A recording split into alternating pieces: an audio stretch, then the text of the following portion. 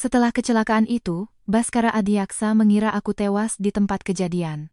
Ia memeluk selingkuhannya untuk merayakan, tidak tahu bahwa aku sudah merekam bukti kuat perselingkuhan mereka. Di hadapan semua orang, aku memutar rekaman itu di layar besar, menghancurkan reputasi pria brengsek dan selingkuhannya dalam sekejap. Setelah kecelakaan mobil itu, Baskara mengira aku sudah mati.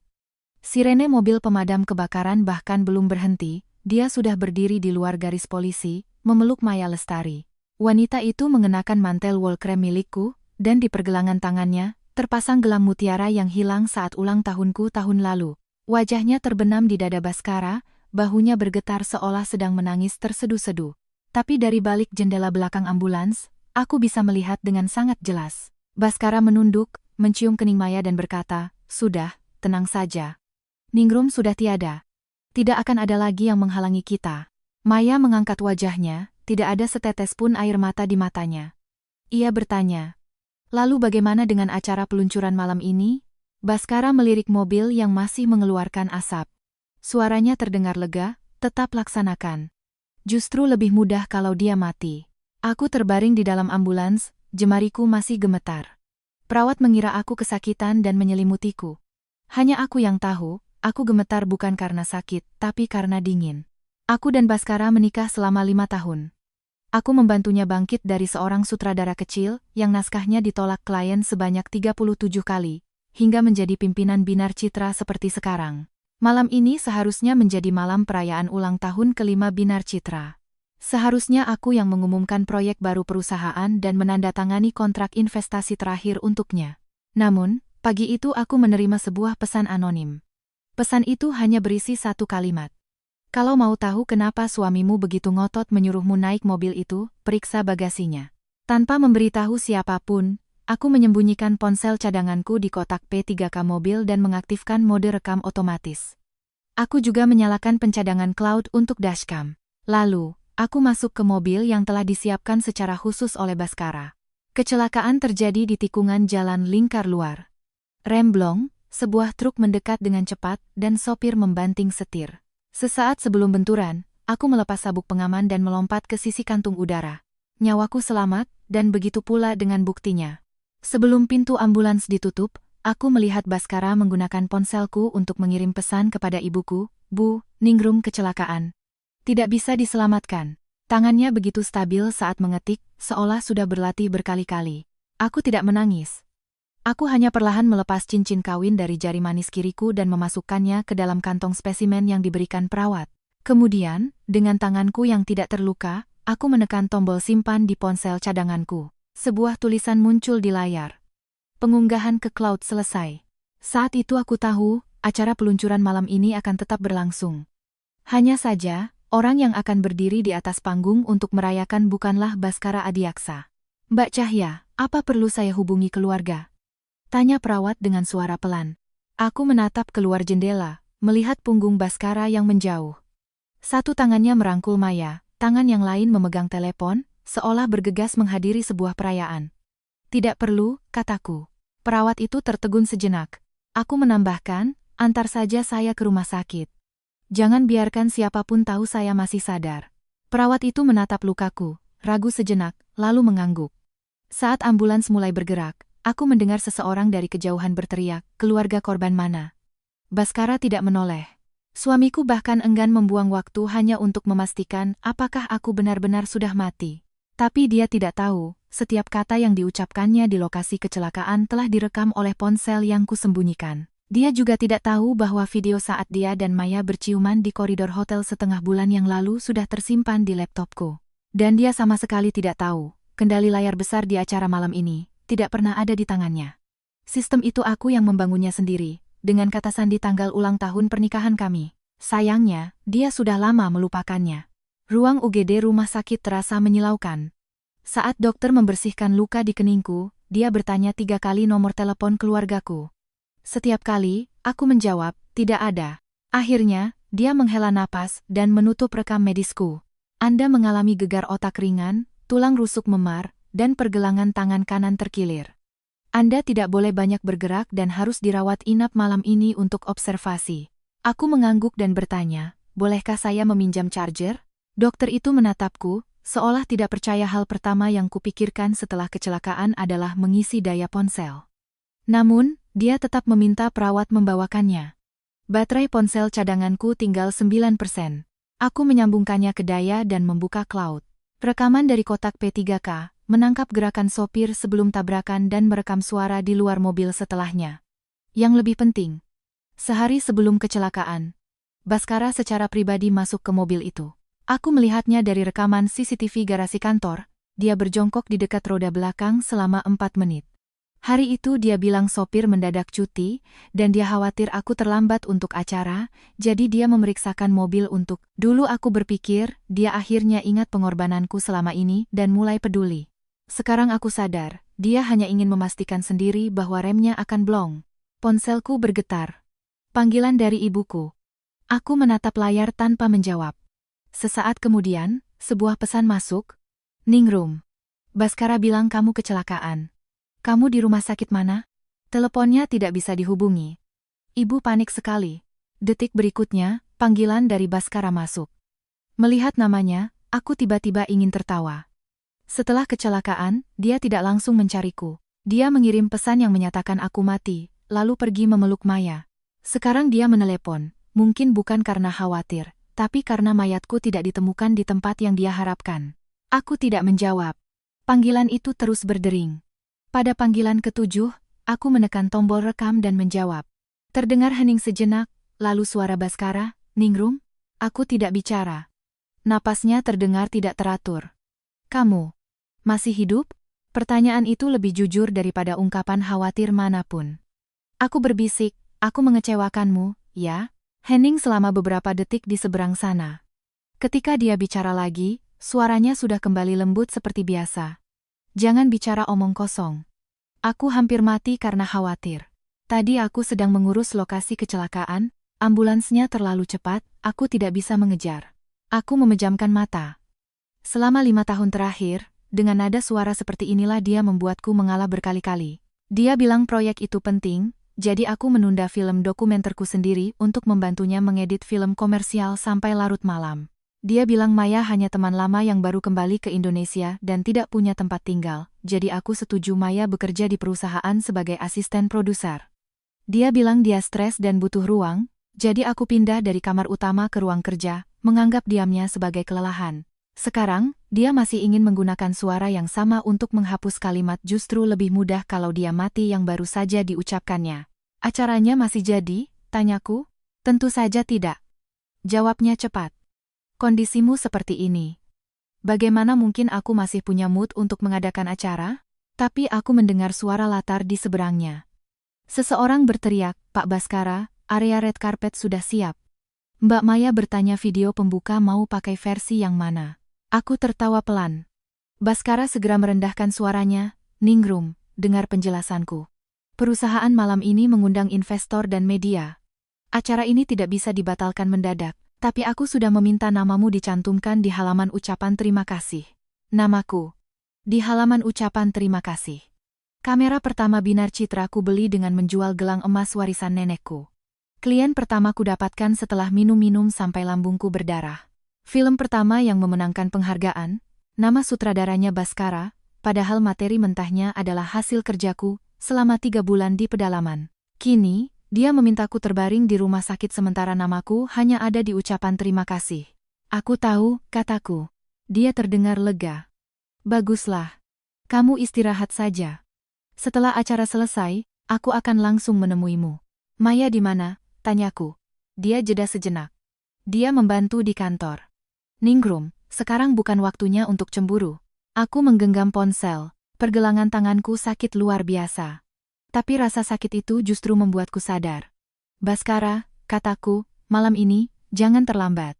Dia tidak mengerti. Maksudku, jangan terlambat untuk pembukaan acaranya, jelasku. Setelah menutup telepon, aku mengunggah rekaman suara itu. Lalu, aku mengirim pesan kepada Ardi, kepala tim teknis perusahaan, malam ini. Layar utama acara pakai kendali jarak jauh sesuai rencana awal. Aktifkan rencana B. Ardi membalas cepat. Mbak, apa Mbak yakin? Setelah ini diungkap, perusahaan akan terguncang. Mbak juga akan terseret. Aku menatap bekas darah di punggung tanganku. Perusahaan ini sudah busuk sampai ke akarnya. Kalau tidak diguncang, tidak ada yang tahu mana yang rusak. Ardi terdiam beberapa menit, lalu hanya membalas 4 kata, akses masih di tangan saya. Aku bersandar di ranjang rumah sakit, mendengar langkah kaki tergesa-gesa di koridor. Ibuku masuk dengan rambut berantakan. Saat melihatku masih hidup, matanya langsung memerah. Ningrum. Dia menghambur ke arahku, tapi takut menyentuh lukaku, sehingga tangannya hanya melayang di udara. Tiba-tiba hidungku terasa perih. Selama ini, aku sering bertengkar dengannya karena Baskara. Ibu bilang, di mata Baskara itu tidak ada kamu. Aku menjawab, dia hanya terlalu lelah. Ibu bilang, Maya tinggal di kantormu itu tidak benar. Aku menjawab, kita harus saling percaya. Ibu bilang, kamu memberikan segalanya untuk dia, tapi dia bahkan tidak pernah menemanimu makan malam. Aku menjawab, suami istri tidak seharusnya hitung-hitungan. Sekarang, tidak ada satupun kalimat celaan darinya. Dia hanya menggenggam tanganku dan terisak, yang penting kamu selamat. Aku mengangguk. Bu, tolong ambilkan baju ganti. Ibu mendongak kaget, kamu mau kemana? Aku melihat layar ponsel. Siaran langsung acara ulang tahun ke-5 Binar Citra sudah dimulai. Di kamera, Baskara mengenakan setelan hitam yang kupesankan untuknya, berdiri di bawah sorotan lampu, diwawancarai. Maya berdiri di sisinya, di dadanya tersemat pin co-founder yang seharusnya menjadi milikku. Seorang reporter bertanya, Pak Baskara, apakah Ibu Cahya akan hadir malam ini? Tatapan Baskara meredup, ekspresinya berubah sedih dengan sempurna. Ningrum sedang tidak sehat, tapi dia akan selalu menjadi bagian terpenting dari Binar Citra. Maya menunduk, mengusap sudut matanya. Mbak Ningrum sudah terlalu banyak berkorban untuk perusahaan. Malam ini, kami akan mewujudkan impiannya untuknya. Ibuku menonton siaran itu dengan tangan gemetar karena marah, aku justru tersenyum. Bu, acaranya mulai 40 menit lagi. Aku perlahan bangkit. Aku harus pergi mengambil kembali posisiku. Aku tiba di lokasi acara saat sesi wawancara di red carpet baru saja selesai. Aula di lantai teratas hotel itu bermandikan cahaya, menara sampahnya berdiri di dekat pintu masuk. Di layar proyektor besar, video promosi 5 tahun Binar Citra diputar berulang-ulang. Tidak ada aku di dalam video itu.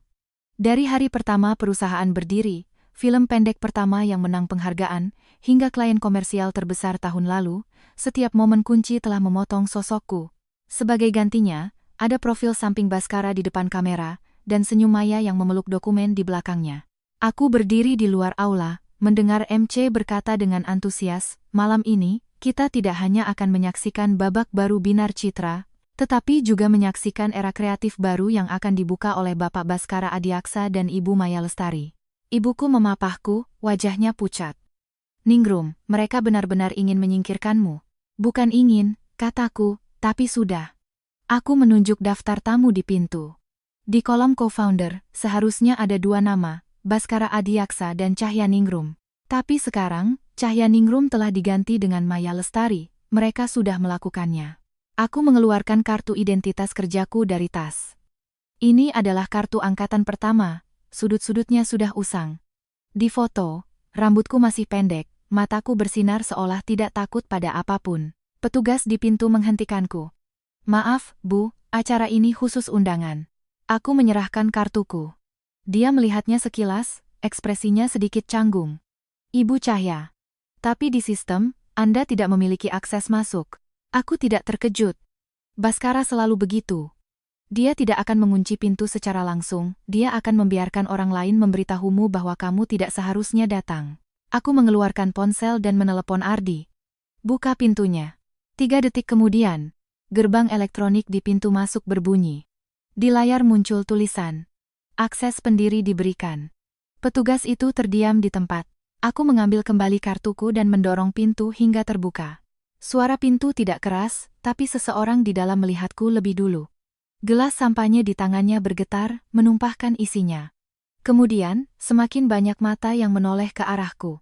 Keningku diperban, tangan kananku dibalut. Aku mengenakan gaun hitam yang diambil ibuku dari mobil, dan di bahuku masih tercium samar aroma rumah sakit. Aku tidak terlihat seperti datang ke acara peluncuran. Lebih seperti merangkak keluar dari sebuah kebenaran yang mengerikan. Di atas panggung, Baskara sedang berpidato. Binar Citra bisa sampai di titik ini berkat kegigihan setiap anggota tim, dan juga berkat kembalinya mitra luar biasa seperti Maya. Dia berhenti di situ. Tatapannya melewati kerumunan dan jatuh padaku. Dalam sekejap, wajahnya pucat pasi. Maya mengikuti arah pandangannya. Pin co-founder di dadanya berkilau di bawah lampu. Dia secara refleks mundur selangkah, lalu cepat-cepat menenangkan diri dan memaksakan senyum. Mbak Ningrum, syukurlah Mbak tidak apa-apa. Suaranya cukup keras untuk didengar orang-orang di sekitarnya. Kami semua khawatir sekali. Tadi Baskara masih bilang, setelah acara selesai mau langsung ke rumah sakit menengok Mbak. Kalimat itu diucapkan dengan indah. Menunjukkan kepedulian sekaligus menjelaskan ketidakhadiran Baskara sebagai tanggung jawab pekerjaan. Aku tidak memandangnya. Aku berjalan selangkah demi selangkah ke barisan depan. Di sana seharusnya ada kursiku. Kini, di sandaran kursi itu tertempel nama Maya Lestari. Aku berhenti di depan kursi itu, mengulurkan tangan, dan merobek papan nama itu. Kertasnya tipis, tapi suara robekannya membuat semua orang di sekitar terdiam. Wajah Maya berubah. Mbak Ningrum, apa yang Mbak lakukan? Hari ini ada investor dan media, jangan membuat Baskara malu. Aku menatapnya. Kamu duduk di kursiku, memakai pinku, mengenakan bajuku, mengambil alih proyekku, dan sekarang kamu menyuruhku untuk tidak membuatnya malu?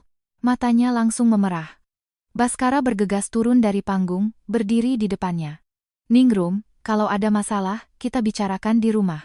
Aku menatap tangannya yang terulur dan mundur selangkah. Tangannya membeku di udara. Di rumah? Tanyaku. Rumah yang mana? Apartemen dengan pemandangan sungai yang sudah 3 bulan kamu tinggali bersama Maya, atau rumah pranikah yang dibelikan ibuku untukku? Terdengar bisik-bisik di sekitar. Baskara merendahkan suaranya. Apa kamu harus membuat keributan di sini? Bukankah kamu bilang, justru lebih mudah kalau aku mati? Orang mati yang kembali tentu saja harus membuat keributan, kataku. Pupil matanya menyusut tajam. Wajah Maya juga memucat, tapi reaksinya cepat. Dia segera menarik lengan baju Baskara. Baskara, Mbak Ningrum baru saja kecelakaan, mungkin dia syok. Jangan berdebat dengannya. Aku hampir tertawa mendengar kalimat itu. Begitu familiar. Selama ini, setiap kali dia melewati batas, dia selalu menggunakan trik ini. Dia memakai mantelku dan bilang dia kedinginan. Dia menempati ruang kerjaku dan bilang dia baru kembali ke Indonesia dan belum terbiasa dengan lingkungan. Dia pergi dinas berdua dengan Baskara semalaman dan bilang itu tuntutan pekerjaan. Setiap kali aku mengerutkan kening, dia akan berkata dengan mata berkaca-kaca, Mbak Ningrum tidak suka padaku, ya? Lalu Baskara akan menatapku dengan lelah dan berkata, Ningrum, jangan terlalu sensitif. Kata sensitif itu seperti pisau tumpul yang mengirisku selama 3 tahun. MC berdiri di atas panggung, memegang mikrofon dengan bingung. Baskara sadar situasi sudah di luar kendali dan dengan cepat mengubah ekspresinya. Dia tersenyum pada media. Maaf, istri saya baru saja mengalami kecelakaan, emosinya tidak stabil. Acara malam ini kita jeda 10 menit. Dia ingin membawaku pergi. Ingin mematikan kamera. Ingin mengubah segalanya menjadi masalah pribadi suami istri. Sayangnya, sudah terlambat. Aku menoleh ke arah konsol kontrol di belakang aula. Ardi berdiri di sana. Dari kejauhan, dia memberiku anggukan kecil. Aku mengambil mikrofon cadangan di atas meja, suaraku menggema ke seluruh ruangan melalui pengeras suara. Acaranya tidak perlu dijeda. Wajah Baskara berubah drastis. Cahya Ningrum. Aku tidak menghiraukannya. Aku menatap para media yang memegang kamera, para investor yang duduk di barisan depan, dan semua orang yang selama ini menganggapku hanya sebagai wanita di belakang Baskara. Untuk ulang tahun ke-5 Binar Citra, saya juga sudah menyiapkan sebuah film. Aku berhenti sejenak. Judulnya, Setelah Baskara Mengira Aku Mati. Layar besar menjadi gelap. Seluruh ruangan hening, sampai suara gelas yang diletakkan di meja pun terdengar. Detik berikutnya, gambar dari lokasi kecelakaan muncul di layar. Kabut, lampu sirene, mobil yang berasap, dan Baskara yang memeluk Maya sambil berbisik, sudah, tenang saja. Ningrum sudah tiada, tidak akan ada lagi yang menghalangi kita. Ketika kalimat itu terdengar dari pengeras suara, sesi aula seperti dihentikan oleh tombol jeda. Wajah Baskara kehilangan warna sedikit demi sedikit. Maya secara naluriah berlari ke arah meja kontrol, tapi Ardi sudah meminta teknisi mencabut kabel switcher lokal. Semua gambar diputar dari server jarak jauh. Tidak bisa dimatikan dari sana. Di layar besar, video berlanjut. Maya bertanya, lalu bagaimana dengan acara peluncuran malam ini? Baskara menjawab, tetap laksanakan. Justru lebih mudah kalau dia mati. Seseorang menarik napas kaget. Seorang investor di barisan depan langsung berdiri. Kilatan lampu kamera dari media meledak seperti hujan. Baskara akhirnya sadar dan bergegas ke arahku, mencoba merebut mikrofon. Matikan. Tangan kananku yang terluka ditariknya, rasa sakit membuat pandanganku memutih. Ibuku segera berdiri di depanku dan mendorongnya dengan keras. Masih berani kamu menyentuhnya. Baskara bahkan tidak melihat ibuku, matanya hanya tertuju padaku. Cahya Ningrum, kamu gila? Kamu tahu ini akan menghancurkan perusahaan. Perusahaan ini kamu yang menghancurkannya, kataku. Itu perusahaan kita bersama. Balasnya, kita bersama? Aku berjalan ke atas panggung, menggenggam mikrofon lebih erat. Kalau begitu, mari kita lihat siapa sebenarnya pemilik perusahaan bersama ini. Layar beralih. Bagian pertama adalah catatan transfer dana saat awal perusahaan berdiri. Aku menjual apartemen pranikahku dan mentransfer dana awal sebesar 1,5 miliar ke Binar Citra. Bagian kedua adalah file proyek asli dari film pendek pertama yang memenangkan penghargaan. Akun editornya adalah akunku, catatan hariannya adalah milikku, dan catatan materi mentahnya juga milik. Bagian ketiga adalah email komunikasi dengan klien terbesar tahun lalu sebelum penandatanganan kontrak. Klien tersebut dengan jelas menulis, dasar kerjasama ini adalah kemampuan tim dokumenter Cahya Ningrum. Baskara Adiaksa hanya bertindak sebagai penghubung bisnis. Aku tidak menunjukkan terlalu banyak. Setiap bukti hanya ditampilkan selama belasan detik. Cukup untuk dilihat, cukup untuk meledak. Baskara berdiri di bawah panggung, wajahnya sangat buruk. Tiba-tiba Maya menangis. Mbak Ningrum, kenapa Mbak melakukan ini? Baskara hanya terlalu panik dan salah bicara. Kalian sudah menikah bertahun-tahun, apapun masalahnya, kan bisa diselesaikan secara pribadi? Aku menatapnya. Diselesaikan secara pribadi? Layar beralih lagi. Kali ini, rekaman CCTV lift hotel. Baskara menggandeng tangan Maya masuk ke kamar. Tanggalnya jelas. 27 Maret. Hari itu adalah peringatan kematian ayahku. Aku menelepon Baskara 12 kali, berharap dia menemaniku ke makam. Dia hanya mengirim pesan. Malam ini ada jamuan dengan klien, jangan rewel. Berikutnya, 5 April, 12 April, 1 Mei. Hotel yang sama, kamar yang sama, pakaian yang berbeda. Yang lebih menyakitkan adalah salah satu video menunjukkan Maya mengenakan mantelku, bersandar di pelukan Baskara dan bertanya, bagaimana kalau dia tahu? Baskara tertawa. Ningrum tidak akan pergi. Dia tidak bisa hidup tanpaku, dan juga tidak bisa meninggalkan Binar Citra. Aku berdiri di atas panggung, untuk pertama kalinya mendengar kalimat itu diputar secara utuh. Ternyata, bukan dia tidak tahu apa yang telah aku korbankan. Dia hanya merasa pengorbananku akan menjadi rantai yang selamanya mengikatku padanya. Suasana sudah benar-benar kacau. Beberapa media maju ke depan. Pak Baskara, apakah video ini benar? Mbak Maya, apakah Anda menjadi orang ketiga dalam pernikahan Pak Baskara? Ibu Cahya, apakah kecelakaan Anda ada hubungannya dengan Pak Baskara? Pertanyaan terakhir membuat suasana kembali hening. Baskara mendongak tajam. Seolah meraih sedotan penyelamat, dia berkata ke arah kamera. Kecelakaan itu sama sekali tidak ada hubungannya denganku. Ningrum, jangan karena ingin balas dendam, kamu menuduhku dengan kejahatan seperti ini. Melihatnya yang begitu panik, aku justru merasa tenang. Aku tidak bilang kecelakaan itu kamu yang merencanakannya. Aku berhenti sejenak. Tapi, kenapa sehari sebelumnya kamu masuk ke garasi mobilku? Di layar muncul rekaman CCTV garasi bawah tanah perusahaan. Baskara, mengenakan jaket abu-abu, berjongkok di dekat roda belakang mobil. Waktunya 21,46 malam sebelumnya. Dia berada di sana selama 4 menit, lalu bangkit dan pergi. Setelah video ini muncul, ekspresi Baskara akhirnya hancur. Tapi dia cepat-cepat membantah, aku hanya membantumu memeriksa ban. Acara ini sangat penting, aku takut kamu kenapa-napa di jalan. Aku bertanya pelan, lalu kenapa catatan perbaikan garasi dihapus? Kenapa surat perintah perbaikan mobil yang kecelakaan itu kamu suruh bagian administrasi yang tanda tangani tanpa sepengetahuanku? Kenapa sopirnya tiba-tiba diganti pagi ini? Kenapa penerima manfaat asuransi mobil itu seminggu yang lalu diubah dari perusahaan menjadi rekening proyek pribadi yang kamu kendalikan? Setiap pertanyaan membuat wajahnya semakin pucat. Bukti-bukti ini belum semuanya kutunjukkan. Bukan karena tidak bisa, tapi karena belum saatnya. Untuk masalah kecelakaan, aku akan menyerahkannya kepada polisi. Di depan umum, aku hanya perlu membuat semua orang tahu bahwa Baskara tidak pantas berpura-pura menjadi korban. Pada saat itu, Maya tiba-tiba berlari ke atas panggung dan berlutut di depanku. Mbak Ningrum, aku mohon, jangan putar lagi. Dia memegang ujung gaunku, menangis terseduh-seduh. Aku yang salah. Aku yang menyukai Baskara, aku tidak bisa mengendalikan diri. Tapi kecelakaan itu sungguh tidak ada hubungannya dengan dia, jangan hancurkan dia. Dia tidak boleh punya catatan buruk, dia masih harus membawa perusahaan ini go public. Dia berbicara terlalu cepat, sampai-sampai mengatakan hal yang paling tidak seharusnya dikatakan. Go public. Ternyata, setelah acara peluncuran malam ini, ada rencana ini, pantas saja mereka terburu-buru menghapus namaku dari daftar co-founder. Pantas saja Baskara ingin aku mati pada saat ini.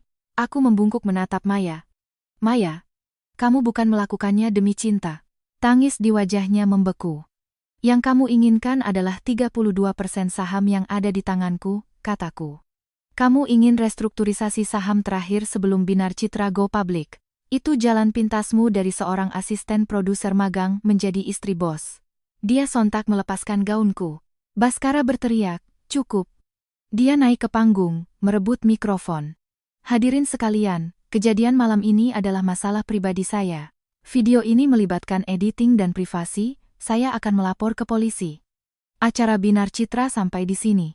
Begitu dia selesai bicara, sebuah suara tiba-tiba terdengar dari pintu masuk aula. Melapor ke polisi? Tepat sekali. Semua orang menoleh. 2 polisi berseragam masuk. Salah satunya menatapku. Ibu Cahyaningrum, Anda melaporkan dugaan perusakan sistem rem kendaraan dan telah memberikan bukti awal, benar? Mikrofon di tangan Baskara jatuh ke lantai. Suara bising yang memekakkan telinga terdengar. Aku menatapnya, perlahan berkata, benar. Saat polisi membawa Baskara untuk dimintai keterangan, dia masih menatapku. Tatapannya rumit, kaget, marah, panik, dan sedikit tatapan asing yang belum pernah kulihat sebelumnya. Seolah dia akhirnya sadar, aku bukan sedang membuat keributan. Aku benar-benar akan menendangnya keluar dari hidupku. Maya ingin ikut, tapi dikerumuni wartawan. Mbak Maya, apakah Anda tahu tentang kerusakan mobil itu? Anda tadi menyebut go public, apakah itu berarti Anda sudah lama berencana menggantikan posisi Ibu Cahya? Apakah PIN co-founder yang Anda kenakan sudah disetujui Dewan Direksi? Riasan wajah Maya luntur oleh air mata, untuk pertama kalinya tidak lagi terlihat sempurna. Dia menatap Baskara meminta bantuan, tapi Baskara sendiri tidak bisa menolong dirinya, bahkan tidak menoleh. Aku berdiri di tepi panggung, pergelangan tangan kananku semakin sakit. Ardi menghampiriku dan berbisik, cadangan server sudah saya kunci. Rekaman siaran langsung juga sudah direkam oleh netizen, tidak akan bisa dihapus bersih. Aku mengangguk, terima kasih. Setelah ini akan sulit, katanya. Aku tahu. Mengungkapkan ini hanyalah awal. Baskara bukan orang yang akan diam saja dipukul. Dia bisa membesarkan Binar Citra bukan hanya karena aku mendukungnya, tapi juga karena dia pandai membangun citra, memanipulasi narasi, dan yang terpenting, melempar tanggung jawab kepada orang lain. Benar saja, pukul 10 malam itu, akun resmi Binar Citra merilis pernyataan. Pernyataan itu mengatakan bahwa video di acara peluncuran adalah perselisihan pribadi dan tidak mewakili fakta utuh. Perusahaan sangat prihatin dengan kecelakaan yang menimpa Ibu Cahyaningrum, tetapi menentang cara-cara ilegal dalam memperoleh, mengedit, dan menyebarkan video pribadi. Bapak Baskara Adiyaksa telah proaktif bekerja sama dengan penyelidikan dan percaya polisi akan mengungkap kebenaran. Kalimat terakhir sangat menusuk. Saat ini, operasional perusahaan berjalan normal. Mohon mitra kerja tidak mempercayai rumor. Setelah membacanya, aku memberikan ponsel itu pada ibuku. Dia gemetar karena marah. Mereka masih berani memutarbalikkan fakta. Aku bersandar di ranjang rumah sakit, memejamkan mata. Tentu saja berani. Karena pernyataan ini bukan ditulis oleh Baskara seorang. Di belakangnya ada tim hukum perusahaan, ada para investor yang tidak ingin rencana go public terganggu. Mereka mungkin tidak menyukai Baskara, tapi mereka lebih takut nilai perusahaan anjlok. Keesokan paginya, sebelum aku keluar dari rumah sakit, aku menerima pemberitahuan rapat Dewan Direksi Darurat. Waktu: pukul 10 pagi. Topik: penanganan atas tindakan co-founder Cahyaningrum yang diduga merusak reputasi perusahaan. Ibuku langsung panik. Kamu masih seperti ini, mau rapat apa? Aku mengancingkan ke meja rumah sakitku satu persatu. Justru mereka menunggu aku tidak datang. Pukul 10 tepat, aku muncul di ruang rapat perusahaan. Semua orang sudah ada. Baskara tidak hadir karena masih dalam penyelidikan. Tapi Maya duduk di kursi pengamat, matanya bengkak seolah tidak tidur semalaman. Di seberang meja, duduk perwakilan investor terbesar kedua perusahaan, Pak Wijoyo. Dia pria berusia 50-an yang bicaranya pelan dan sangat mementingkan keuntungan. Kalimat pertamanya saat melihatku adalah, "Ibu Cahya, semoga tidak ada luka serius ya. Berkat doa Anda sekalian, masih hidup," jawabku. Ekspresinya sedikit kaku. Rapat dimulai. Tim hukum membacakan serangkaian pasal. Intinya sederhana. Aku tanpa izin memutar video yang melibatkan privasi personel perusahaan di acara peluncuran, menyebabkan reputasi perusahaan rusak dan beberapa mitra menangguhkan proyek. Aku harus bertanggung jawab. Setelah selesai, aku bertanya, "Jadi, apa yang akan kalian lakukan padaku?" Pak Wijoyo berdeham. "Saat ini, cara terbaik adalah Anda dan Pak Baskara bersama-sama merilis pernyataan. Mengakui bahwa kejadian semalam adalah tindakan emosional yang dipicu oleh konflik suami istri. Perusahaan akan mempertahankan posisi Anda, tapi untuk sementara Anda mundur dari manajemen operasional." Aku tersenyum. Mundur dari manajemen? Lalu hak suara saham saya didelegasikan kepada siapa? Baskara atau Maya? Ruang rapat hening sejenak. Maya tiba-tiba berdiri. "Mbak Ningrum, kenapa Mbak selalu berpikir buruk tentang saya? Saya akui saya dan Baskara ada masalah perasaan, tapi perusahaan ini adalah hasil kerja keras kita semua. Mbak tidak bisa karena benci pada saya lalu membuat semua karyawan ikut jadi korban." Setelah dia selesai bicara, beberapa manajer tingkat menengah menunduk. Aku tahu apa yang mereka pikirkan. Video semalam mengejutkan mereka, tapi hari ini proyek berhenti, telepon dari klien membanjiri, gaji dan bonus mereka terancam. Mereka kecewa pada Baskara, tapi juga takut aku terus membuat masalah. Inilah kenyataannya. Tidak semua orang akan memihakmu hanya karena kamu benar. Banyak orang hanya akan memihak pada sisi yang kerugiannya lebih kecil. Pak Wijoyo menatapku, nadanya memberat. "Ibu Cahya, kami mengerti perasaan Anda. Tapi pernikahan adalah pernikahan, perusahaan adalah perusahaan. Kesalahan pribadi Pak Baskara bukan berarti Anda bisa menyeret perusahaan ini hancur bersamanya." Aku meletakkan sebuah dokumen di atas meja. "Kalau begitu, mari kita bicara soal perusahaan." Tim hukum mengambilnya, wajah mereka dengan cepat berubah. Pak Wijoyo mengerutkan kening. "Apa ini?" "Klausul tambahan perjanjian saham saat Binar Citra didirikan," kataku. "Jika perusahaan menghadapi risiko integritas yang signifikan sebelum go public, dan risiko tersebut disebabkan oleh direktur utama atau penanggung jawab operasional, maka co-founder Cahya Ningrum berhak memulai audit khusus dan membekukan proses restrukturisasi untuk go public." Klausul ini kutambahkan 3 tahun lalu. Waktu itu Baskara menganggapnya merepotkan dan bilang aku tidak percaya padanya. Aku bilang, "Perusahaan bukan soal perasaan, harus ada dasar hukum."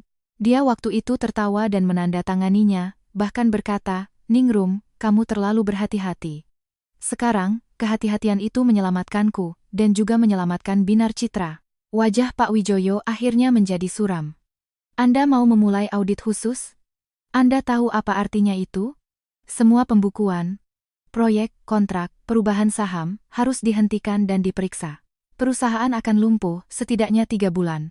Lebih baik daripada go public dengan setumpuk masalah busuk," kataku. Maya menjadi panik. "Kamu hanya ingin balas dendam. Kamu tahu go public adalah impian terbesar Baskara." Aku menatapnya. "Kalau begitu, seharusnya kamu menasihatinya untuk tidak selingkuh, tidak mengganti papan namaku, dan tidak menyentuh mobilku." Ada kilatan kebencian di matanya.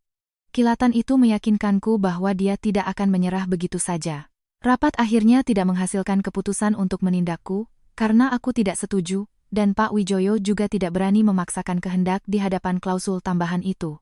Saat rapat bubar, Ardi mengejarku dan menyelipkan secarik kertas ke tanganku. File asli CCTV garasi semalam ada yang coba hapus dari jarak jauh.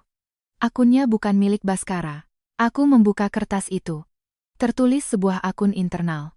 MG017, Maya Lestari. Saat aku mendongak, aku melihatnya berdiri di ujung koridor. Dia juga menatapku.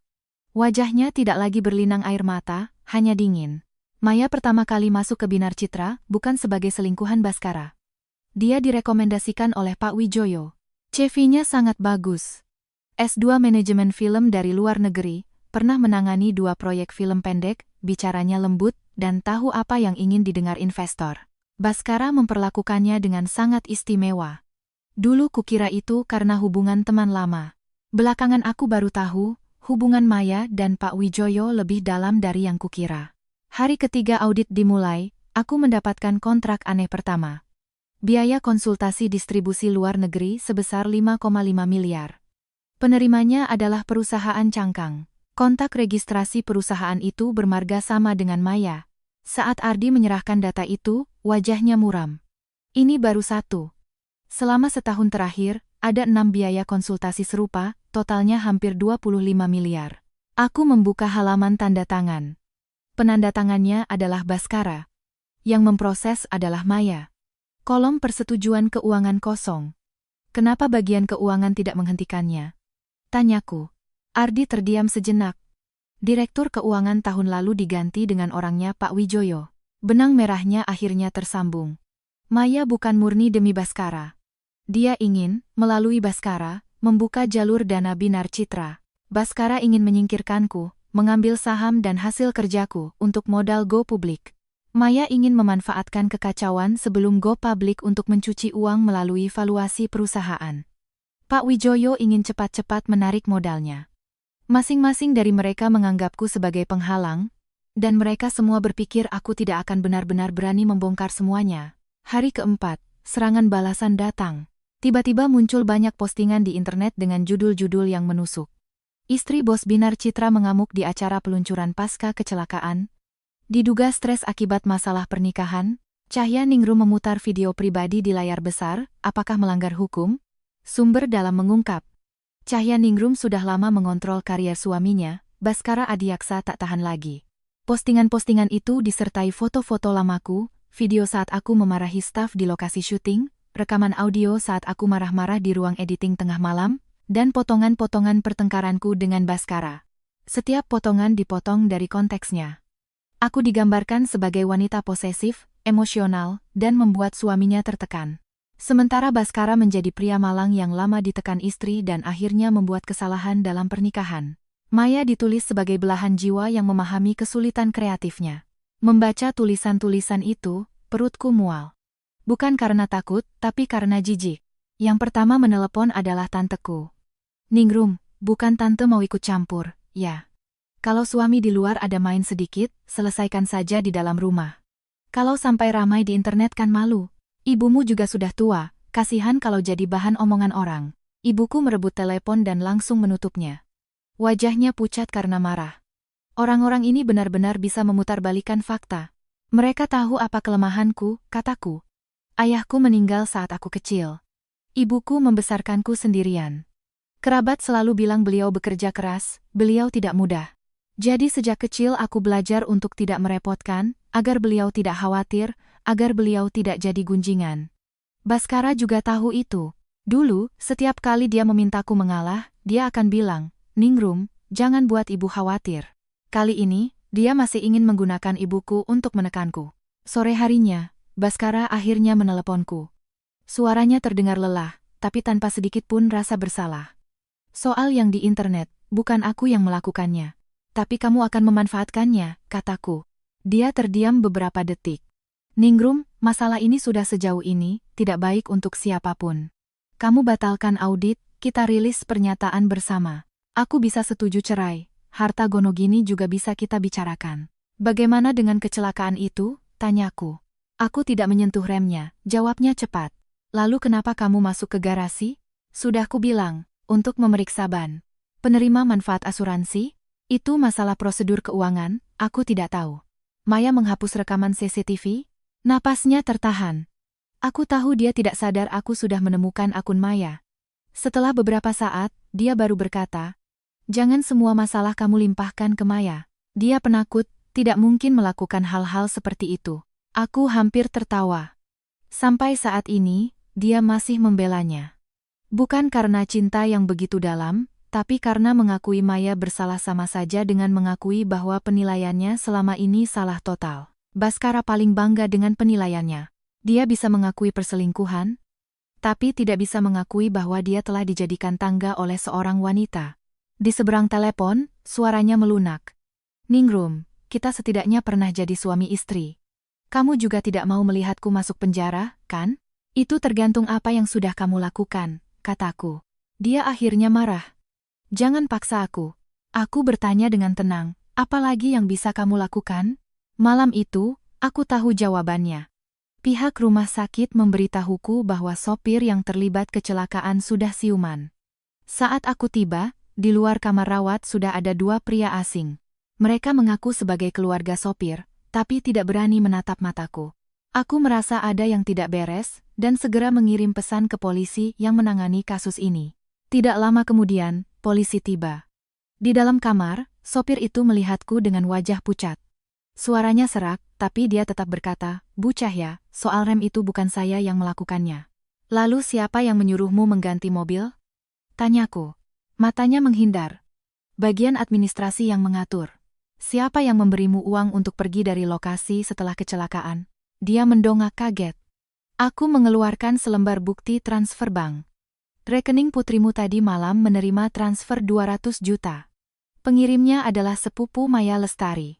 Bibir sopir itu gemetar. 2 pria di depan pintu mencoba masuk, tapi dihalangi polisi. Sopir itu memejamkan mata, air mata mengalir dari sudut matanya.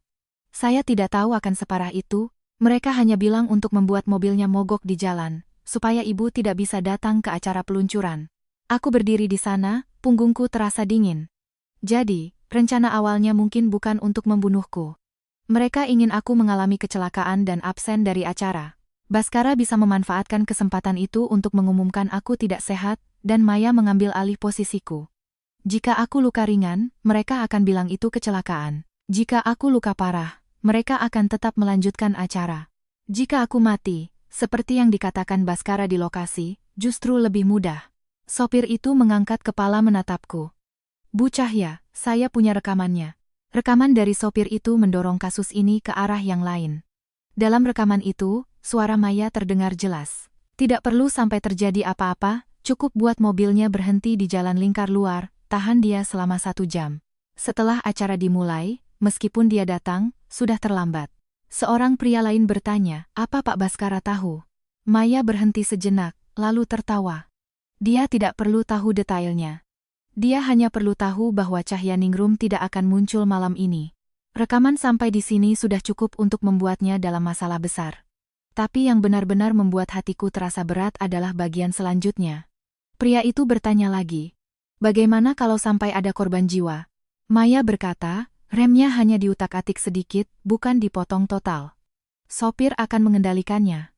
Lagi pula, wanita seperti dia itu nyawanya kuat. Wanita seperti dia. Mendengar 4 kata itu, aku teringat hari pertama Maya masuk ke perusahaan. Dia memeluk dokumen, berdiri di depan pintu ruanganku, tersenyum manis. Mbak Ningrum. Saya sudah sering dengar tentang Mbak dari Baskara. Katanya Mbak sangat kuat dan tahan banting. Dulu aku mengira itu pujian. Sekarang aku baru mengerti. Di mata mereka, tahan banting berarti bisa dimanfaatkan, dan takdirnya berarti tidak perlu dikasihani. Setelah polisi mengambil rekaman itu, Maya segera dipanggil untuk dimintai keterangan. Opini di internet mulai berubah. Tapi saat aku pikir situasi akhirnya bisa kukendalikan, Pak Wijoyo turun tangan. Dia bersama beberapa pemegang saham minoritas, meminta diadakannya rapat umum pemegang saham, mengusulkan pencabutan jabatanku sebagai penanggung jawab audit khusus. Alasannya, emosi pribadiku sangat memengaruhi objektivitas audit. Pada saat yang sama, sebuah merek yang sudah lama bekerja sama dengan Binar Citra secara resmi mengirim surat penangguhan pembayaran. Arus kas perusahaan tiba-tiba menipis. Karyawan mulai panik. Seseorang di grup internal menulis, kita orang biasa cuma mau dapat gaji. Kenapa bos suami istri berantem kita yang jadi korban? Kalimat ini dengan cepat di-screenshot dan menyebar di internet. Opini publik kembali terbelah. Ada yang mendukungku, mengatakan, korban tidak seharusnya mengalah demi perusahaan. Ada juga yang bilang aku terlalu kejam, seharusnya bisa diselesaikan dengan perceraian tapi malah mau menghancurkan perusahaan sekalian. Aku duduk di kantor, melihat komentar-komentar itu, untuk pertama kalinya merasa lelah. Ardi mengetuk pintu. 5 orang dari tim editing mengajukan pengunduran diri. Aku mengangguk. Dia mengerutkan kening. Mbak tidak mau menahan mereka? Aku menatapnya. Orang yang mau bertahan akan jadi tanggung jawabku. Orang yang mau pergi, aku tidak akan menahan. Ardi terdiam sejenak. Pihak Pak Wijoyo sedang mendekati klien.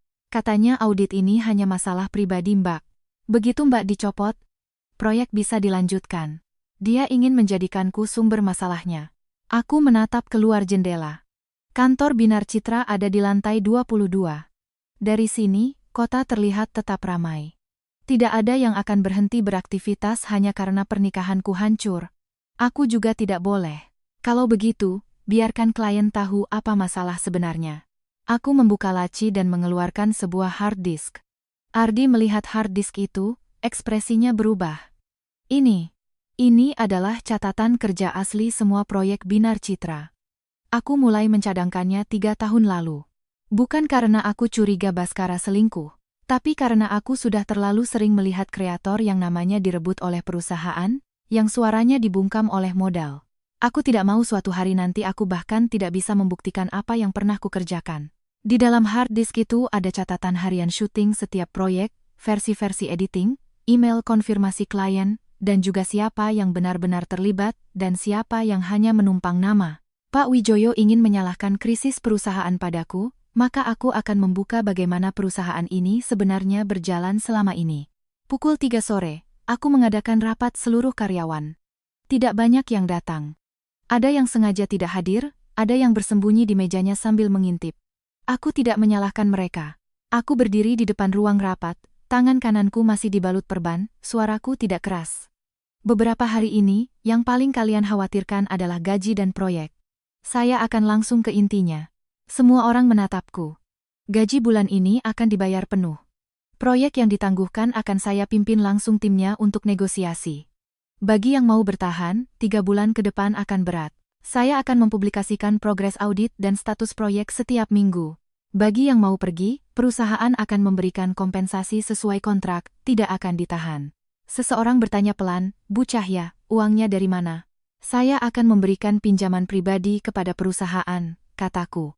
Melalui perjanjian pinjaman resmi, tanpa mengambil saham, tanpa syarat tambahan. Ruang rapat hening. Tapi ada satu hal yang harus saya jelaskan, lanjutku. Binar Citra bukan panggung milik Baskara Adiaksa seorang, juga bukan embel-embel pernikahanku.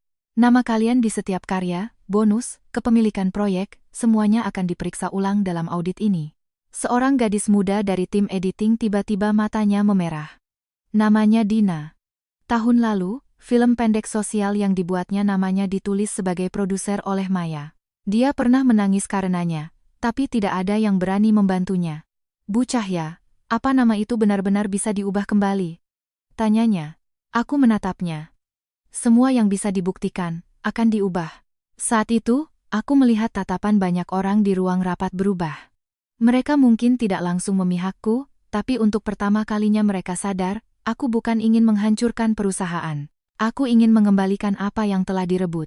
Setelah rapat, Dina diam-diam mengirimiku sebuah video. Video itu direkam 2 minggu lalu. Maya sedang menelepon di pantry. Tenang saja, Pak Wijoyo. Saham di tangan Cahyaningrum cepat atau lambat akan diserahkan. Baskara paling tahu cara membuatnya luluh. Di video, dia berhenti sejenak, lalu tertawa. Kalau tidak berhasil juga, buat saja dia absen sekali di acara penting. Seorang wanita, kalau sudah dipinggirkan beberapa kali, akan mulai meragukan dirinya sendiri, merasa. Setelah menontonnya, jemariku mengepal. Ternyata mereka bukan baru merencanakannya. Mereka selangkah demi selangkah menyingkirkanku dari perusahaanku sendiri. Tapi mereka salah perhitungan satu hal. Dulu aku luluh, karena aku masih menganggap Baskara sebagai keluarga. Sekarang, dia hanyalah lawan. Rapat pemegang saham dijadwalkan 3 hari kemudian. Pagi itu, saat aku baru tiba di kantor, aku melihat kerumunan di depan resepsionis. Ibuku berdiri di tengah, wajahnya tegang.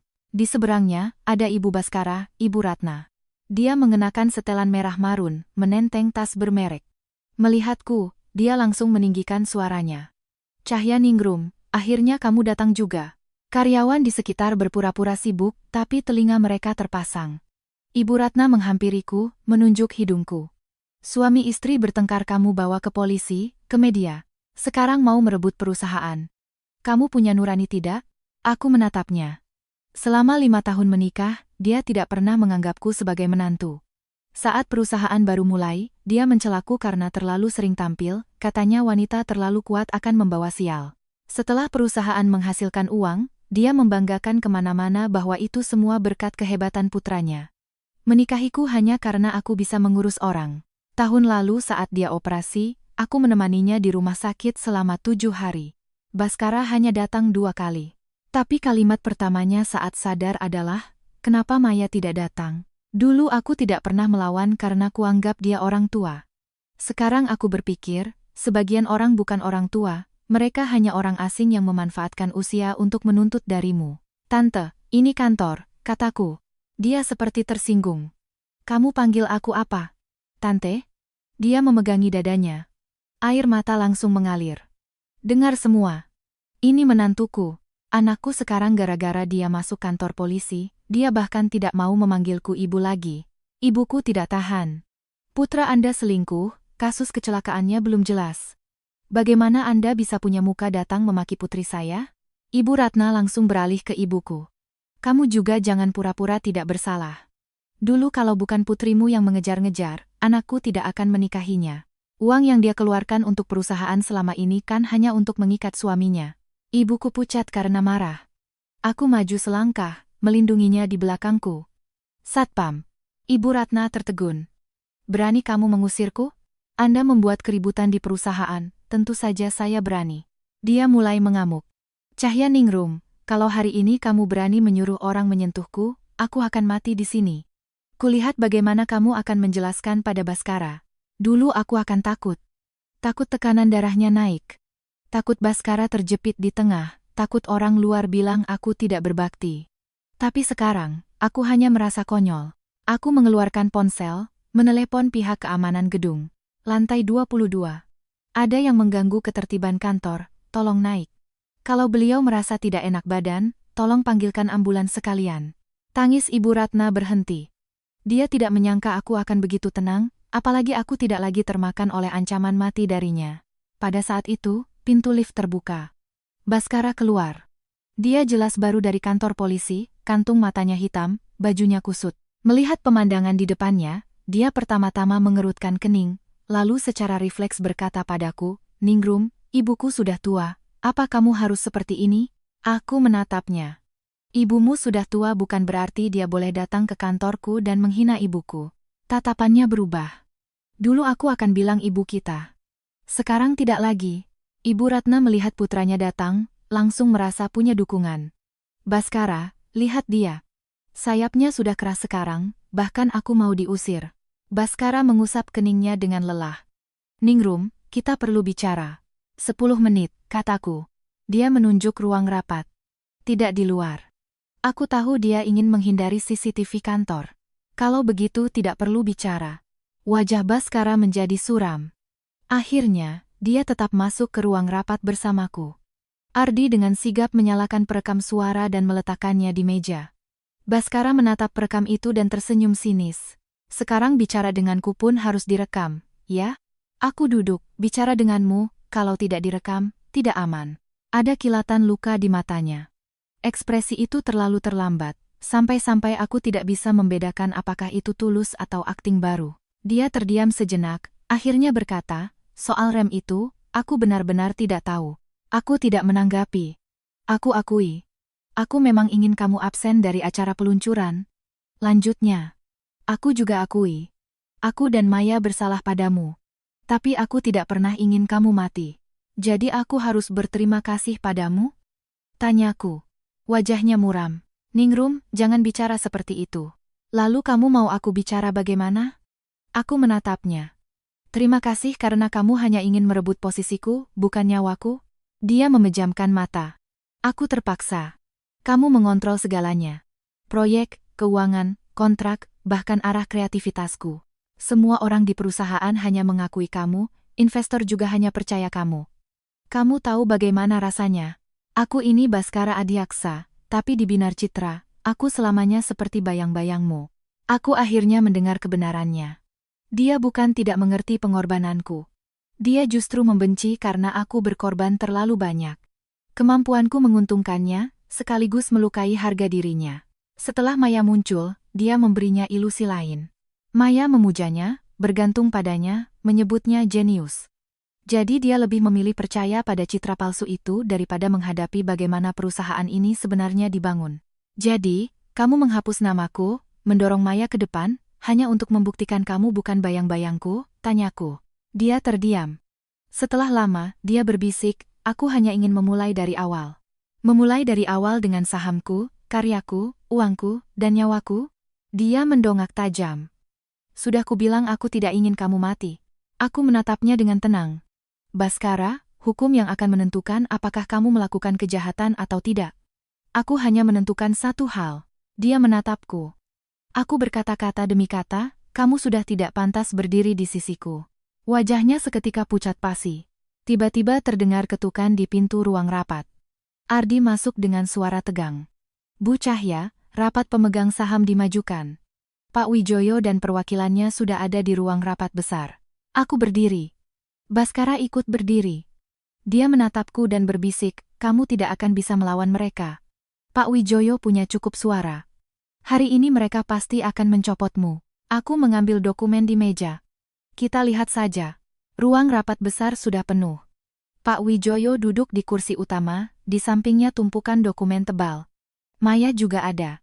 Hari ini dia berpakaian sederhana, jaket hitam, rambut dikuncir kuda, seolah korban tak bersalah, yang berusaha tegar setelah mengalami pukulan berat. Melihatku masuk, dia tidak memprovokasi, hanya menunduk. Ini lebih cerdik daripada menangis. Pak Wijoyo langsung ke intinya. Ibu Cahya, rapat hari ini dimajukan karena kondisi perusahaan sudah tidak bisa ditunda lagi. Kita harus memberikan kepastian kepada klien dan karyawan dalam 24 jam. Aku duduk. Saya setuju. Dia jelas tidak menyangka aku akan begitu tenang. Dia berhenti sejenak sebelum melanjutkan. Agenda pertama, pemecatan Cahyaningrum dari jabatan penanggung jawab audit khusus, pemungutan suara akan dimulai. Sebelum pemungutan suara, Pak Wijoyo berpidato. Dia berbicara dengan sangat indah. Dia bilang aku sebagai korban pantas mendapat simpati, tapi tata kelola perusahaan tidak bisa disandera oleh emosi pribadi. Dia bilang masalah Baskara akan ditangani oleh polisi. Tapi jendela untuk go public sangat sempit, Binar Citra tidak bisa hancur karena perselisihan rumah tangga. Dia bilang meskipun Maya punya masalah etika, saat ini tidak ada bukti dia terlibat masalah keuangan perusahaan, jadi operasional normal tidak boleh terganggu. Terakhir, dia menatapku. Ibu Cahya, Anda juga pendiri. Seharusnya Anda yang paling ingin Binar Citra bertahan. Aku mengangguk. Benar.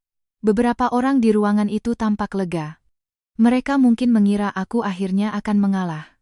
Karena itu, lanjutku, saya mengajukan untuk memutar hasil awal audit sebelum pemungutan suara. Wajah Pak Wijoyo menegang. Agenda hari ini bukan laporan audit. Anda tadi menyebut tata kelola perusahaan. Saya hanya menambahkan fakta tata kelola perusahaan. Sangat relevan. Tim hukum mencoba menghentikan, tapi beberapa pemegang saham minoritas ragu-ragu, lalu setuju memberiku waktu 5 menit. Aku menyambungkan hard disk ke proyektor. Saat tabel pertama muncul, jari Pak Wijoyo bergerak sedikit.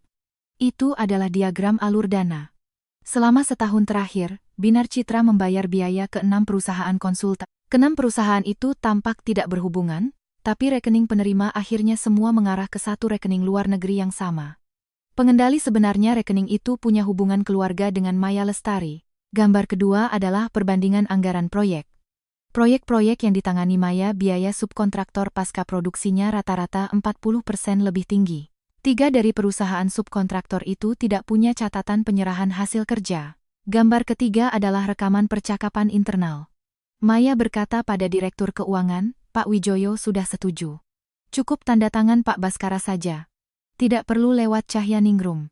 Ruang rapat mulai berisik. Wajah Maya pucat pasi. Itu palsu. Aku menatapnya. Kamu bisa ajukan uji forensik. Pak Wijoyo menggebrak meja. Ibu Cahya, hal-hal ini sumbernya tidak jelas, tidak bisa dijadikan dasar rapat pemegang saham. Sumbernya sangat jelas, kataku. Server perusahaan, sistem keuangan, bukti transfer bank, kontrak. Tim audit sudah melakukan verifikasi awal. Materi lengkapnya akan kami serahkan ke polisi dan pihak berwenang pukul 11 siang ini. Pak Wijoyo mendongak tajam. Kamu gila. Aku menatapnya. Pak Wijoyo, ini kedua kalinya Anda mengatakan itu hari ini. Sebelumnya, kalian juga berpikir aku gila karena aku tidak diam terbaring di rumah sakit seperti yang kalian harapkan. Wajah Pak Wijoyo memucat. Tiba-tiba terdengar langkah kaki tergesa-gesa dari pintu. Direktur keuangan masuk, wajahnya lebih pucat dari Maya. Pak Wijoyo, gawat. Pihak bank membekukan 2 pembayaran. Klien juga minta verifikasi ulang biaya proyek. Pak Wijoyo menggebrak meja. Siapa yang suruh kamu masuk? Di tengah kekacauan itu, Maya tiba-tiba berdiri. Dia menunjukku, suaranya melengking. Cahya Ningrum, jangan pura-pura bersih. Berani kamu bilang semua proyek perusahaan tidak ada sisi gelapnya? Berani kamu bilang saat mendapatkan klien pertama dulu kamu tidak melanggar aturan? Berani kamu bilang demi binar citra kamu tidak pernah melakukan hal-hal kotor? Semua orang menatapku. Dia akhirnya menunjukkan tujuan sebenarnya. Membuat air menjadi keruh. Selama semua orang punya masalah, masalahnya tidak akan lagi menjadi fatal. Baskara juga menatapku. Saat itu, aku melihat sedikit harapan di matanya. Dia berharap aku juga kotor. Dengan begitu, dia bisa berkata, kita semua sama saja. Aku membuka dokumen lain. Tentu saja aku pernah melakukan kesalahan. Ruang rapat hening total. Tahun kedua Binar Citra. Untuk mendapatkan proyek iklan minuman, saya setuju dengan permintaan klien untuk menuliskan nama seorang anak magang sebagai kreator bersama tim. Setelah itu, anak magang itu mengundurkan diri. Saya memberinya kompensasi 3 kali lipat honornya, dan juga membagikan bonus proyek kepadanya. Tapi namanya tidak pernah diubah kembali. Aku menatap seorang wanita muda di sudut ruangan. Dia berdiri di sana, matanya memerah. Dia adalah anak magang itu, Dina. Aku mengundangnya kembali bukan untuk menjadi saksiku, tapi agar aku bisa menghadapi kesalahanku di masa lalu. Dina maju ke depan, meletakkan surat pernyataan di meja. Ibu Cahya memang melakukan kesalahan waktu itu, tapi setelahnya, beliau menghubungi saya, meminta maaf, memberikan kompensasi, dan merekomendasikan saya ke pekerjaan baru. Dalam audit ini, beliau juga proaktif memasukkan nama saya ke dalam daftar perbaikan. Maya berkata sinis, itu tetap pelanggaran. Aku mengangguk. Benar. Karena itu, audit ini juga mencakup semua proyek yang pernah saya tangani. Yang perlu dikompensasi akan dikompensasi, yang perlu diungkap akan diungkap, yang perlu dipertanggungjawabkan akan dipertanggungjawabkan. Aku menatap semua pemegang saham. Saya tidak akan melepaskan diri. Tapi saya juga tidak akan membiarkan siapapun menggunakan kesalahanku untuk menutupi kejahatan mereka. Setelah kalimat itu, arah angin di ruang rapat berubah. Karena orang bisa menerima seseorang yang pernah berbuat salah tapi mau bertanggung jawab, tapi sulit untuk terus percaya pada sekelompok orang yang hanya ingin melempar kesalahan. Hasil pemungutan suara keluar. Mosi untuk mencopotku gagal. Pak Wijoyo pergi dengan wajah muram. Maya duduk di kursinya, seolah tulangnya telah dicabut.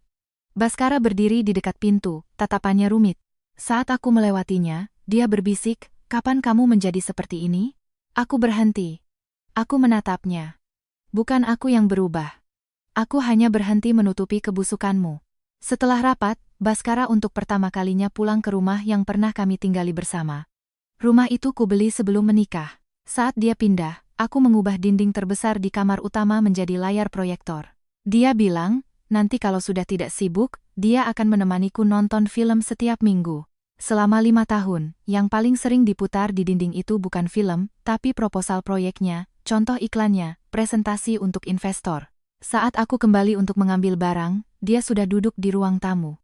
Di atas meja ada 2 gelas air hangat, seperti setiap kali kami bertengkar dulu. Dia mencoba menciptakan suasana kita perlu bicara. Tapi kali ini, tidak ada lagi jejakku di rumah itu. Perusahaan pindahan yang dipanggil ibuku baru saja pergi pagi tadi. Lemari di kamar utama kosong, hard disk dan naskah di ruang kerja sudah diangkut semua. Cangkir favoritku di dapur juga sudah tidak ada. Baskara menatap ruangan yang kosong, akhirnya menunjukkan sedikit kepanikan yang tulus. Kamu pindahkan barang-barang kemana? Bukan urusanmu, kataku. Dia berdiri. Ini juga rumahku. Aku meletakkan sebuah dokumen di meja. Bukan lagi. Itu adalah surat gugatan cerai.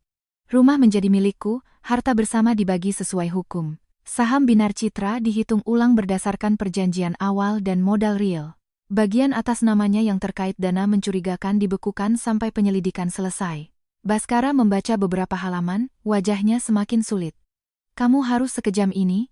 Bagian mana yang kejam? Tanyaku.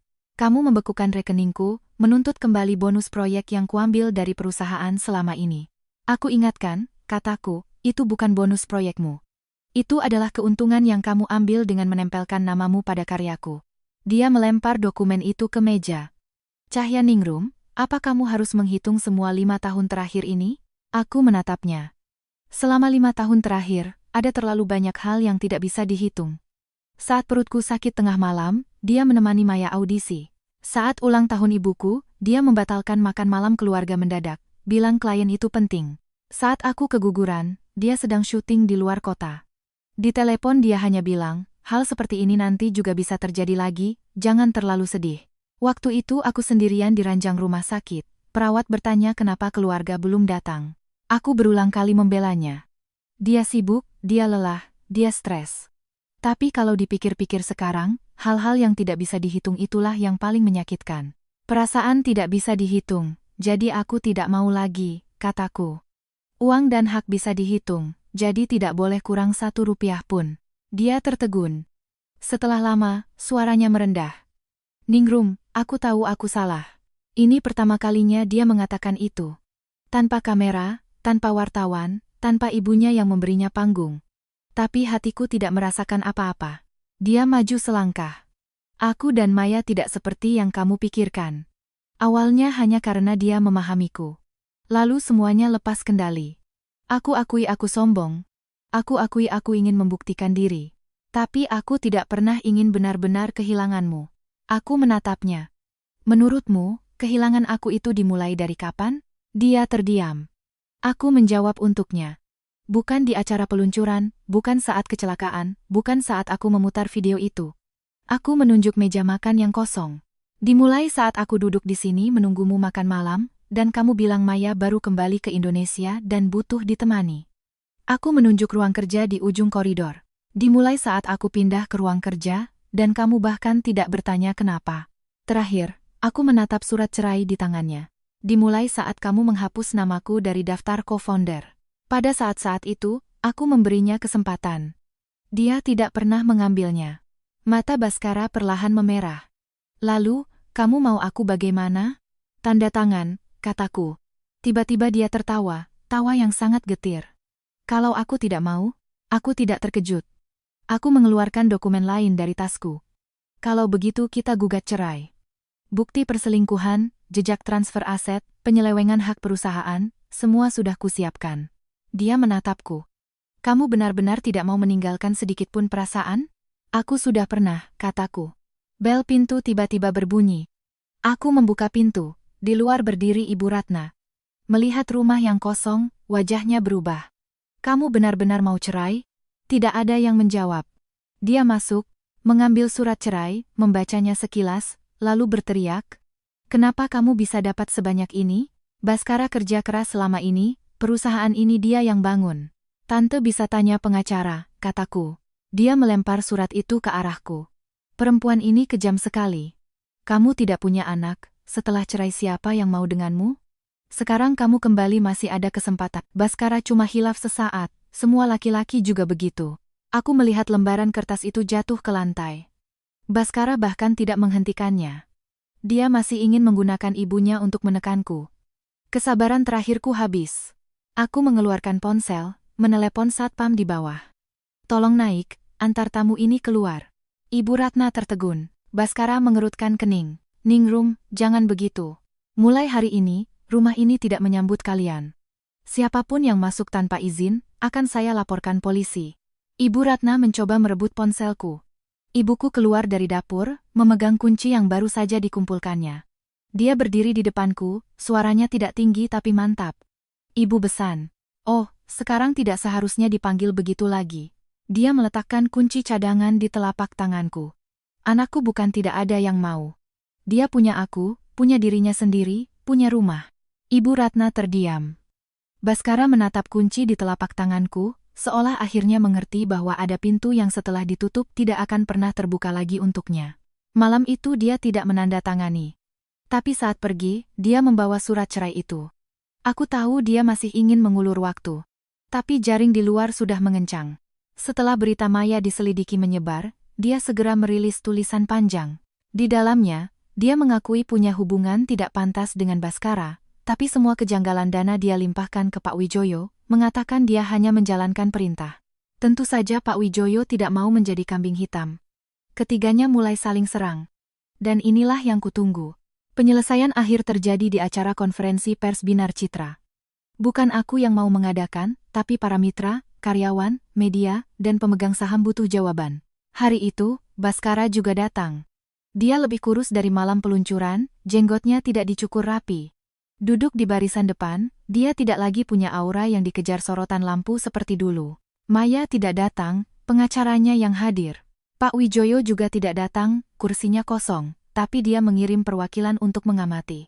Aku berdiri di atas panggung, menghadap kamera, untuk pertama kalinya tidak bersembunyi di belakang siapapun. Ardi meletakkan materi di mejaku. Aku membuka halaman pertama. Hari ini, ada 3 hal yang akan dijelaskan. Pertama, mengenai kecelakaan saya. Di layar muncul kutipan laporan polisi.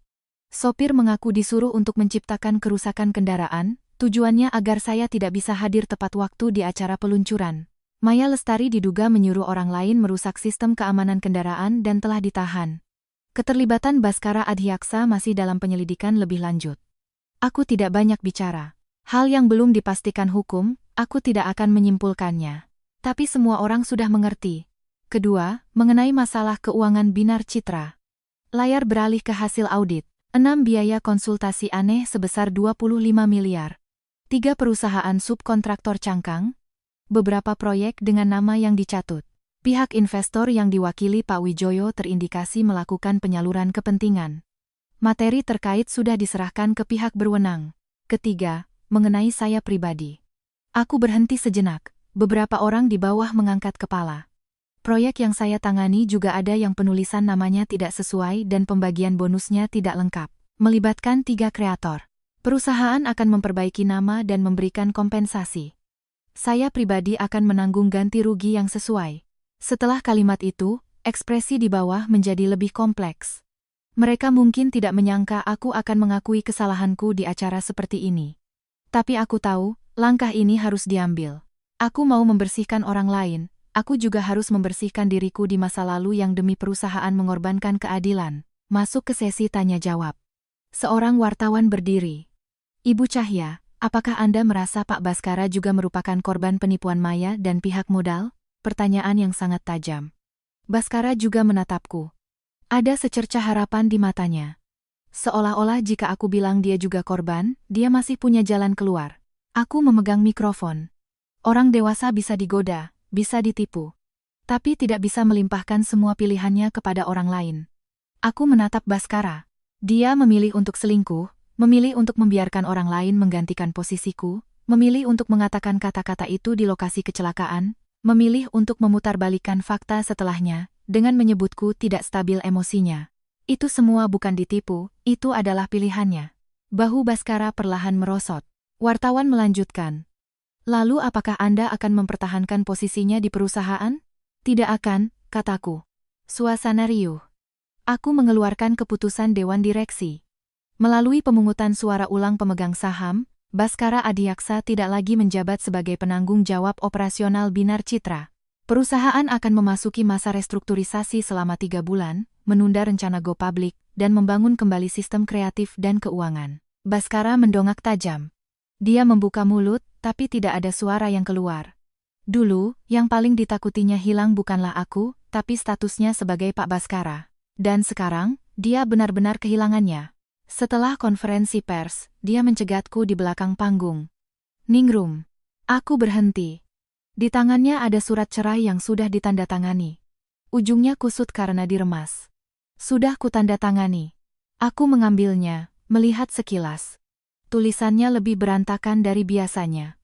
Kamu puas sekarang? Tanyanya. Aku menatapnya. Ini bukan kepuasan. Ini adalah akhir. Dia tertawa getir. Tahu tidak? Beberapa hari ini aku terus berpikir, kalau hari itu setelah kecelakaan aku langsung lari mencarimu, apa semuanya akan berbeda? Tidak akan, kataku. Dia tertegun. Karena masalahnya bukan apakah kamu lari mencariku hari itu atau tidak. Masalahnya adalah, kamu sudah sejak lama berharap aku tidak pernah muncul lagi. Matanya memerah.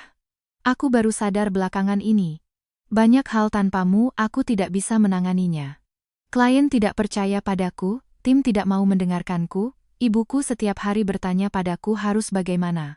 Bahkan proyektor di rumah itu pun aku tidak tahu cara menyambungkannya. Aku tiba-tiba merasa sedih. Penyesalannya datang begitu spesifik. Klien, tim, ibu, proyektor. Tidak ada satupun tentang apakah aku sakit, apakah aku takut, apakah ada yang menemaniku saat sadar. Tapi mungkin ini lebih baik. Inilah Baskara yang sebenarnya. Yang hilang darinya adalah keteraturan, kemudahan, dan kehormatan yang telah kuangkat untuknya. Bukan cinta. Aku memasukkan surat itu ke dalam tas. Mulai sekarang, semua itu tidak ada hubungannya denganku. Dia mengulurkan tangan, ingin menarikku, lalu berhenti di udara. Ningrum, apa aku benar-benar tidak punya kesempatan lagi? Aku menatap tangan itu. Tangan yang pernah menggandengku di depan makam ayahku, di hari pertama perusahaan buka, di hari kami menikah. Tapi tangan ini juga yang menghapus namaku, merangkul Maya, dan merayakan saat mengira aku sudah mati. Aku mundur selangkah. Tidak. Saat keluar dari hotel, hari sudah gelap. Ibuku menunggu di mobil. Dia tidak bertanya hasilnya, hanya membukakan pintu untukku. Aku masuk, dan tiba-tiba sadar, aku tidak ingin menangis. Cahaya kota melintas di jendela mobil. Aku melihat pantulanku. Luka di keningku belum sembuh, wajahku pucat, tapi mataku bersinar. Sudah lama tidak secerah ini. Putusan cerai keluar tepat pada hari ke-90 setelah kecelakaan. Baskara tidak lagi mengulur waktu, tidak bisa lagi. Maya Lestari resmi didakwa atas tuduhan perusakan sistem keamanan kendaraan dan penggelapan jabatan. Dia sempat merilis beberapa pernyataan, awalnya bilang dia dibutakan oleh cinta, lalu bilang semuanya adalah perintah Pak Wijoyo, kemudian bilang Baskara adalah penerima manfaat sebenarnya. Tapi setiap pernyataan selalu dipatahkan oleh bukti baru. Dia bukan tidak punya otak, dia hanya terlalu percaya pada kesombongan seorang pria dan kemampuan modal untuk menutupi segalanya. Dia pikir dia bisa menjadi penyelamat bagi Baskara, menjadi alat bagi Pak Wijoyo, dan menjadi korban tak bersalah di hadapanku. Pada akhirnya, ketiga pihak tidak lagi menginginkannya. Pak Wijoyo juga tidak bisa lolos. Perusahaan investasinya diselidiki, proyek yang terkait dengan Binar Citra masuk dalam proses penuntutan. Kejanggalan biaya yang selama ini ditutupinya muncul satu persatu. Baskara, karena tidak ada bukti langsung keterlibatannya dalam perusakan kendaraan, untuk sementara terhindar dari tuntutan pidana terberat. Tapi bukti perselingkuhan, pengalihan aset, pernyataan palsu, dan pencatutan karya sudah jelas. Dalam pembagian harta Gonogini, dia rugi besar. Yang lebih penting, di industri ini, kredibilitasnya hancur total. Tidak ada tim yang mau bekerja dengan orang yang merayakan kecelakaan istrinya. Tidak ada klien yang berani menyerahkan mereknya pada orang yang bisa menyingkirkan mitranya kapan saja. Binar Citra tidak bangkrut, hanya menjadi sangat sakit. Selama 3 bulan restrukturisasi, kami memotong 7 proyek fiktif, pindah dari 2 lantai kantor yang mahal, dan menandatangani ulang perjanjian hak cipta dengan para kreator. Banyak yang pergi, tapi ada juga yang bertahan. Film pendek sosial buatan Dina, setelah namanya diperbaiki, diikutkan ke sebuah festival film anak muda dan masuk nominasi. Saat dia membawa surat pemberitahuan itu kepadaku, dia menangis sampai ujung hidungnya merah. Bu Cahya, dulu saya pikir hal seperti ini hanya bisa ditelan saja. Aku memberinya tisu. Lain kali, jangan langsung menelan. Simpan dulu buktinya, lalu katakan tidak. Saat mengatakan itu, aku seperti sedang berbicara pada diriku di masa lalu. Ibuku tinggal bersamaku selama sebulan. Setiap pagi dia membuatkan bubur, setiap malam mengawasiku mengganti perban. Suatu hari dia tiba-tiba bertanya, "Apa kamu menyesal?" Aku tahu yang dia tanyakan bukan soal perceraian. Dia bertanya apakah aku menyesal telah membuka semuanya, merobek lukaku sendiri agar semua orang bisa melihat. Aku berpikir lama. Kadang-kadang takut, kataku. Takut jadi omongan orang, takut perusahaan tidak bisa bertahan, takut apa aku dulu terlalu kejam. Ibuku menatapku. Aku menunduk, mengaduk bubur di mangkuk. Tapi aku tidak menyesal. Karena kalau hari itu aku tidak memutar video itu, Baskara akan berdiri di bawah sorotan lampu, menerima tepuk tangan, dan memulai apa yang disebutnya era baru bersama Maya. Aku akan terbaring di rumah sakit, didefinisikan oleh mereka sebagai absen, disingkirkan dari perusahaanku, dirampas karya, saham, dan hidupku. Yang lebih mengerikan, aku mungkin masih akan mencari alasan untuk mereka. Mengatakan kecelakaan itu tidak disengaja, mengatakan dia hanya hilaf sesaat, mengatakan diriku sendiri jangan membuat keributan. Aku tidak mau lagi menjadi orang seperti itu. Akhir pekan pertama setelah bercerai, aku kembali mengunjungi makam ayahku. Selama ini, setiap kali aku datang selalu terburu-buru. Telepon berdering, proyek mengejar, Baskara tidak bisa menemukan file. Aku akan pulang lebih cepat. Kali ini, aku mematikan ponselku. Makam itu sangat sunyi. Aku meletakkan seikat bunga lili putih, lalu meletakkan cincin kawin di samping bunga itu. Cincin itu berkilau di bawah sinar matahari, tidak seberat yang kubayangkan. Aku berkata pada batu nisan itu, "Ayah, aku sudah mengambil kembali hidupku." Angin meniup daun-daun, menghasilkan suara gemerisik, seolah ada yang menjawab dengan lembut. Belakangan, Binar Citra berganti nama menjadi Citra Jembatan. Ada yang bertanya kenapa tidak mengganti dengan nama yang benar-benar baru. Aku bilang, jembatannya tidak salah. Yang salah adalah orang yang berdiri di atas jembatan dan ingin mendorong orang lain jatuh. Logo perusahaan yang baru sederhana. Sebuah jembatan. Seberkas cahaya. Film pertama yang kami mulai kembali adalah tentang para kreator biasa di kota yang namanya telah direbut. Hari pertama syuting, aku berdiri di belakang monitor, melihat sutradara muda meneriakkan mulai. Sinar matahari jatuh ke lensa kamera, sedikit menyilaukan. Ardi memberiku secangkir kopi. "Bu Cahya, tadi Baskara ada di bawah." Jemariku berhenti sejenak. "Dia bilang apa?" "Katanya mau bertemu sebentar." "Bilang saja saya sedang sibuk." Aku menatap lokasi syuting. Dina sedang berjongkok mengatur mikrofon, Dina yang lain sedang berdiskusi dengan sinematografer. Setiap orang sibuk dengan hal yang nyata dan hidup, aku tiba-tiba tersenyum. "Lain kali, hal seperti ini tidak perlu kau beritahu aku." Ardi juga tersenyum. "Baik, Bu." Malam itu, aku kembali ke apartemen baruku. Tidak besar, tapi punya satu dinding putih yang bersih. Aku tidak memasang proyektor. Di sisi dinding itu, aku meletakkan meja panjang, di atasnya ada set editing, hard disk, buku catatan, dan pot tanaman hias dari ibuku. Di luar jendela adalah jalanan biasa. Di bawah ada anak kecil latihan piano, ada orang mengajak anjingnya jalan-jalan, ada motor pengantar makanan lewat. Hidup tidak lagi seperti dulu, yang bisa terganggu kapan saja oleh telepon satu orang. Aku memasak semangkuk mie untuk diriku sendiri, dengan sayuran dan telur. Saat sedang makan, ponselku bergetar. Notifikasi tanda terima dokumen akhir dari pengadilan. Aku melihatnya sekilas, lalu mematikan layar. Uap air dari dapur perlahan naik. Kaca jendela memantulkan wajahku. Tidak ada tepuk tangan, tidak ada layar besar.